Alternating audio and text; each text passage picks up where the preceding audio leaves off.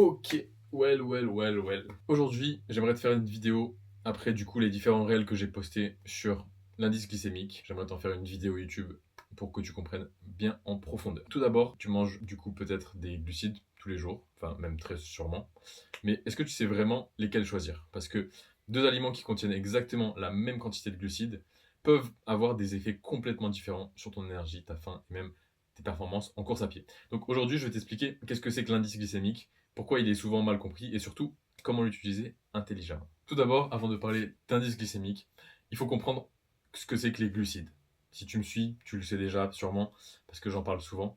Les glucides, c'est ce qui constitue l'énergie qui va être stockée dans ton corps. C'est littéralement le carburant préféré des coureurs. Ils sont stockés sous forme de glycogène dans tes muscles et dans ton foie. Et plus le stock de glycogène est rempli, plus tu peux maintenir un effort longtemps. Le problème, c'est que pas tous les glucides sont absorbés à la même vitesse. Et c'est exactement ça que mesure l'indice glycémique. Mais avant de regarder les chiffres, je te propose qu'on aille voir ce qui se passe dans ton corps. Imagine deux personnes qui mangent exactement la même dose de glucides. L'un mange du pain blanc et l'autre des lentilles.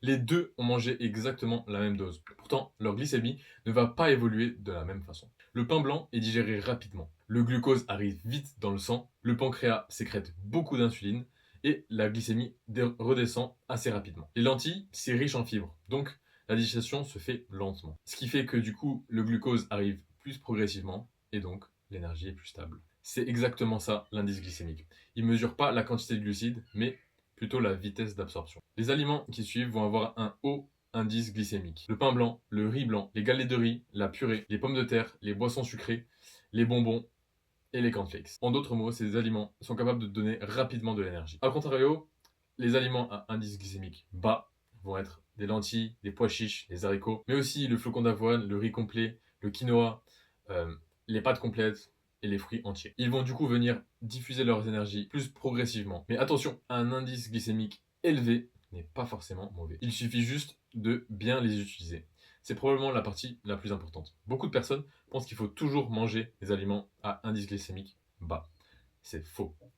Avant une compète, pendant la compète, après la compète, pendant le marathon, ou tout simplement juste après un entraînement intense, tu cherches justement à absorber rapidement du glucose. C'est là que le pain blanc, riz blanc ou encore gel ou boisson isotonique deviennent très intéressants. A l'inverse, au quotidien, tu privilégieras des aliments à indice glycémique bas pour avoir une énergie plus stable. Et je trouve que c'est exactement le contexte qui peut tout changer. Du coup, pour te remercier d'être venu jusqu'à ce stade-là de la vidéo, j'ai une bonne nouvelle pour toi. Tu peux modifier l'indice glycémique d'un repas sans tout changer. Et pour ça, je vais te donner quelques astuces.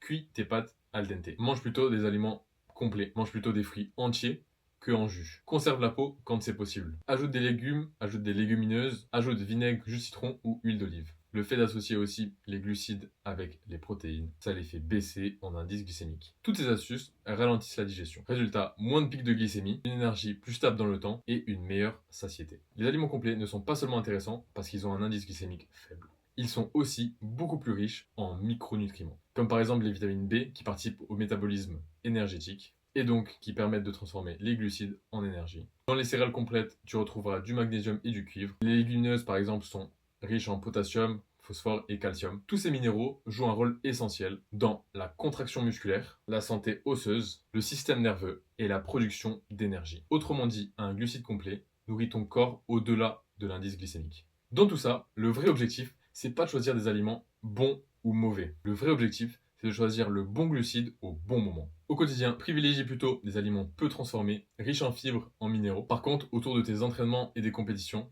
n'hésite pas à prendre des glucides rapides. Surtout si ton objectif, c'est la performance. C'est cette nuance qui différencie quelqu'un qui mange des glucides à quelqu'un qui les utilise réellement pour mieux courir. Si tu veux plus de conseils ou bien des conseils plus personnalisés, va voir mon Instagram, envoie-moi un message ou bien tout simplement clique sur le lien en dessous.